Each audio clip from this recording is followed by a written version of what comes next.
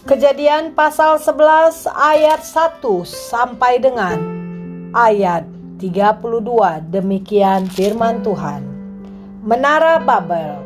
Adapun seluruh bumi satu bahasanya dan satu logatnya. Maka berangkatlah mereka ke sebelah timur dan menjumpai tanah datar di tanah Sinear, lalu menetaplah mereka di sana. Mereka berkata seorang kepada yang lain, marilah kita membuat batu bata dan membakarnya baik-baik. Lalu bata itulah dipakai mereka sebagai batu dan tergala-gala sebagai tanah liat. Juga kata mereka, marilah kita dirikan bagi kita sebuah kota dengan sebuah menara yang puncaknya sampai ke langit. Dan marilah kita cari nama supaya kita jangan terserak ke seluruh bumi. Lalu turunlah Tuhan untuk melihat kota dan menara yang didirikan oleh anak-anak manusia itu. Dan ia berfirman, mereka itu satu bangsa dengan satu bahasa untuk semuanya. Ini barulah permulaan usaha mereka. Mulai dari sekarang, apapun juga yang mereka rencanakan, tidak ada yang tidak akan dapat terlaksana. Baiklah kita turun dan mengacau balaukan di sana bahasa mereka, sehingga mereka tidak mengerti lagi bahasa masing-masing. Demikianlah mereka diserakkan Tuhan dari situ ke seluruh bumi, dan mereka berhenti mendirikan kota itu. Itulah sebabnya sampai sekarang nama kota itu disebut Babel, karena disitulah dikacau balaukan Tuhan bahasa seluruh bumi. Dan dari situlah mereka diserakkan Tuhan ke seluruh bumi. Keturunan Sem. Inilah keturunan Sem. Setelah Sem berumur 100 tahun, ia memperanakan Arpaksad.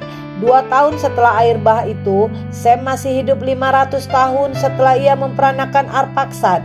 Dan ia memperanakan anak-anak lelaki dan perempuan. Setelah Arpaksad hidup 35 tahun, ia memperanakan Selah. Arpaksad masih hidup 403 tahun setelah ia memperanakan Selah, dan ia memperanakan anak-anak lelaki dan perempuan.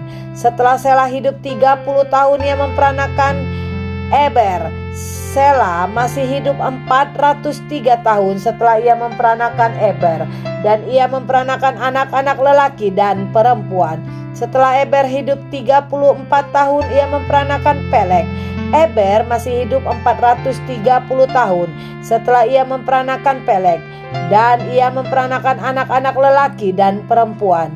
Setelah Pelek hidup 30 tahun, ia memperanakan Rehu. Pelek masih hidup 209 tahun setelah ia memperanakan Rehu, dan ia memperanakan anak-anak lelaki dan perempuan. Setelah Rehu hidup 32 tahun, ia memperanakan Serug. Rehu masih hidup 207 tahun setelah ia memperanakan Serug, dan ia memperanakan anak-anak lelaki dan perempuan. Setelah Serug hidup 30 tahun, ia memperanakan Nahor. Serug masih hidup 200 tahun setelah ia memperanakan Nahor, dan ia memperanakan anak-anak lelaki dan perempuan. Setelah Nahor hidup 29 tahun, ia memperanakan Tera.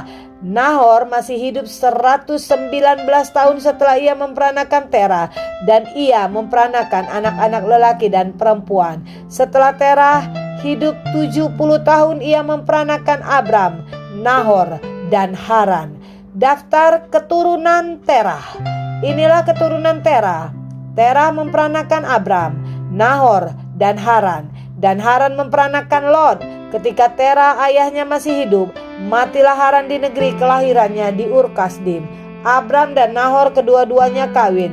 Nama istri Abram ialah Sarai, dan nama istri Nahor ialah Milka. Anak Haran ayah Milka dan Yiska. Sarai itu mandul, tidak mempunyai anak.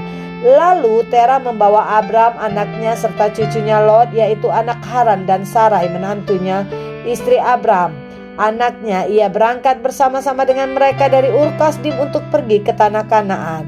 Lalu sampailah mereka ke Haran dan menetap di sana. Umur Terah ada 205 tahun. Lalu ia mati di Haran.